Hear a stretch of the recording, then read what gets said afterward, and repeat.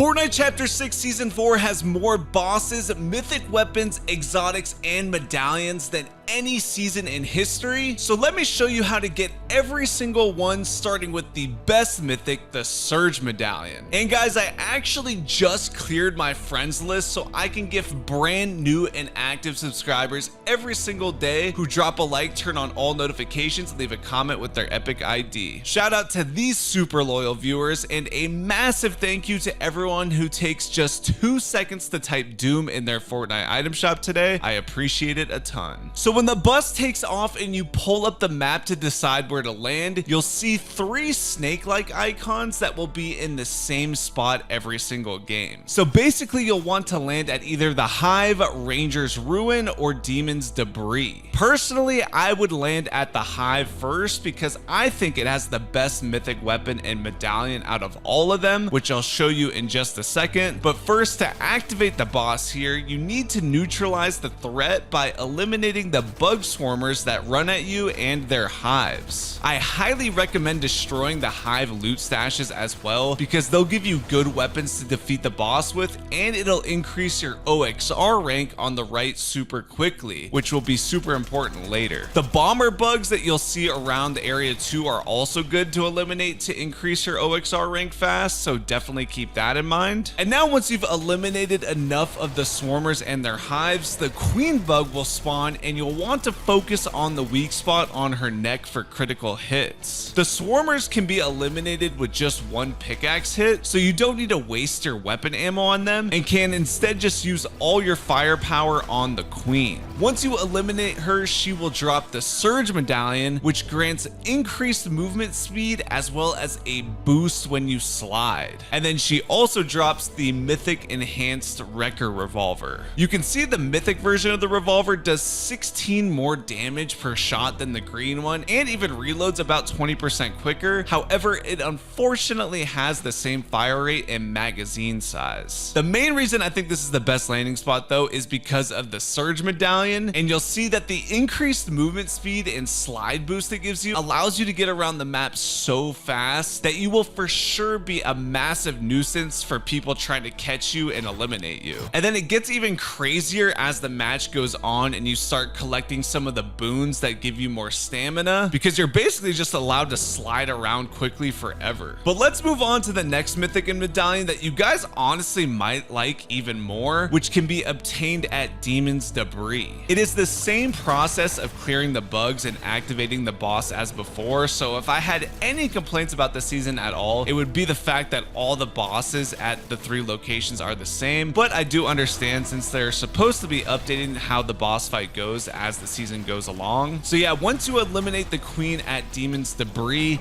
she will drop the Springleg medallion, which grants a mid-air leap, and she drops the mythic OXR rifle. This mid-air leap though even makes you immune from fall damage, and it allows you pretty good directional control while you're leaping. So that's why I was saying I could definitely understand why some of you may even prefer this medallion over the Surge Medallion. Unfortunately, I didn't get to use the mythic OXR rifle enough to really know how good it is, but if you like just using a basic AR, then I'm sure this is great to use and probably the best weapon. Now the next POI with a bug queen boss is Ranger's Run, and this is still not a bad choice to land because she will drop the Carapace medallion, which grants shield regen over time and 50 health when you eliminate an opponent. And then she also drops the mythic sweeper shotgun. So the Carapace medallion is definitely a solid old school medallion, and unfortunately I didn't get to use the mythic sweeper shotgun that much either, so I don't really know how good it is. It didn't seem great from the little amount of time I got to use it, so that's why I'm just saying it's the least favorite of my mythics so far. But moving on, let me show you guys how to get the easiest mythic weapon this season, and all you have to do is survive until the 4th storm circle opens, and you can see what storm you're on just by opening your map. But after about 10 seconds after the 4th storm circle circle opens, you'll get a notification on your screen that says a rift pod is incoming. You can even spot exactly where it'll be in the sky, and then it'll be marked on your map, and you need to immediately head over there, because as soon as you get to it, you can open it, and it will be guaranteed to have the mythic version of the Leadspitter 3000, which is the brand new minigun, and then some slurp juices and some other loot as well. This thing is pretty unique. It has 320 bullets in one magazine, and yeah, with this minigun, you actually do have to reload it once you get to the end, believe it or not. And honestly, I'm not entirely sure how good it is. It's pretty hard to control, I can't lie, and it doesn't seem to be that great at a distance, so it'll be interesting to see how good this thing is up close, I guess. So you guys will have to let me know in the comments if you were able to use it. Now, next up, I need to show you guys how to get what might be the most hyped weapon of this season, and that is the exotic double pump, or as it's called in this, the double trouble. And this is where the OXR rank on the top right of your screen comes in handy. So basically, every time you spawn in a game, you're gonna start at the lowest rank, which is C, and by eliminating opponents, the bugs, the swarmers, by capturing flags, and a bunch of other small objective related stuff, you'll rank up your OXR rank.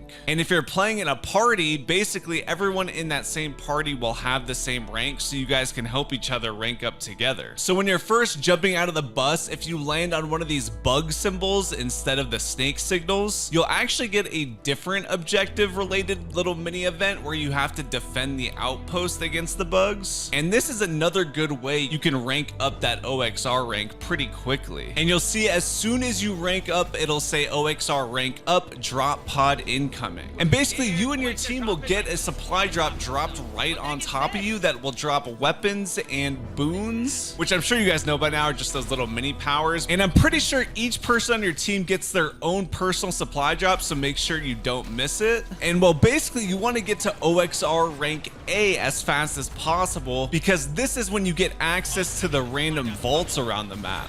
You do get your own personal supply drop again though at rank A, so make sure you don't miss that. But once you're rank A, if you look on your map, you should be able to spot two icons of bunkers with the letter A on it, and these bunkers will spawn randomly around the map, and what exotic weapon you get out of these bunkers is also random. So there are 4 different exotics you can get. The exotic double pump, double trouble, which allows you to use the double pump just like the good old days. Then you have the exotic Slapberry Fizz, which restores your health, shields, and grants low gravity as well as the slap effect all in one, which is definitely way better than just the shield and low gravity you usually get from a normal Flowberry Fizz. I mean, if you stack this thing with the dash medallion or even the mid-air elite medallion, it is just a crazy combo because of how much stamina you have. So yeah, now that I'm thinking about it, this exotic is definitely really good. But then next you can also get the Eradicator OXR rifle, which says that it will deal more damage with successive hits, more accuracy, more power. So I was able to use this a little bit, but I didn't sit there and calculate how much more damage it actually does. I guess if you guys rewind and watch over the clips a little bit, you might be able to get somewhat of an idea. It is kind of hard since it's already adding up the damage beforehand, so you guys may just have to play and experiment with it yourselves to see how effective this power actually is. So until then, I can't really tell you how good this thing is, but who knows. And then finally, the last possible exotic is the Eradicator Shock and Slow Shockwave launcher. So it says this is a launcher that lobs shockwave grenades that cause a slowdown effect mid-air to both enemies and allies. And well, unfortunately guys, I tried to get footage of this. I actually got it twice because I thought I messed up the first time, but whenever I went to go pick it up, it just simply disappeared. It didn't go in my inventory. You can see it like coming out of the glass and you see the rocket ammo drop, but the weapon itself was not working. So I'm not sure if it just bugged in the time I was doing it, if I just got super unlucky or what, but you guys are gonna have to go and try this one out for yourselves and let me know how it works out for you. But yeah, from what I have played with so far, these exotics are super cool. And I would say the only thing that kind of sucks is that only one person gets each weapon at each vault. It doesn't matter if you're in a party or not. And well, I'm not 100% certain if you as the player only get 2 2 vaults, or there's only 2 vaults in the entire lobby for everyone. So if there's only 2 in the entire lobby for everyone, that's gonna make these actually super rare and super hard to get, which I wish they were a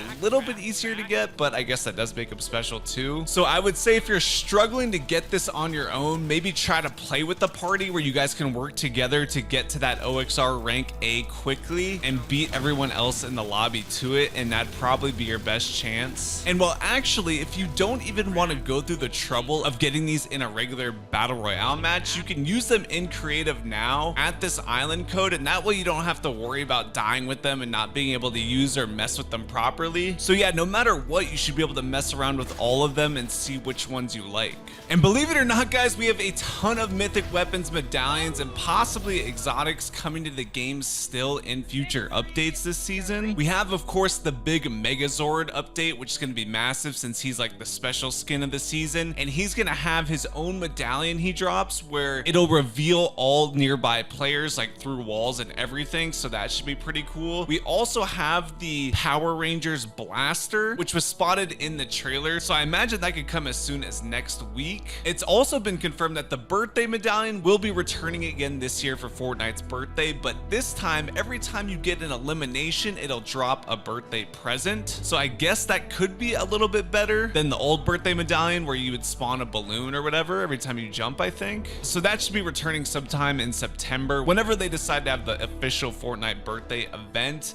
And then we have some massive leaks for brand new mythics, including a Jason Voorhees mythic for Fortnitemares, as well as a Ghostface Stalker Knife mythic, which just really shows that they're going all out in this year's Fortnitemares. And obviously that's like 2 months away, so we gotta wait a little bit longer towards the tail end of the season for that, but still that should be pretty cool. And then finally, the last leak we have right now is that the symbiote mythics will be returning too. So I guess that means both Venom and Carnage could be coming back in some way, so that should be pretty interesting to see how that all comes together too. But yeah, guys, I'm definitely pleasantly surprised by this season, so drop a like if you're hyped, and I'll see you in the next one.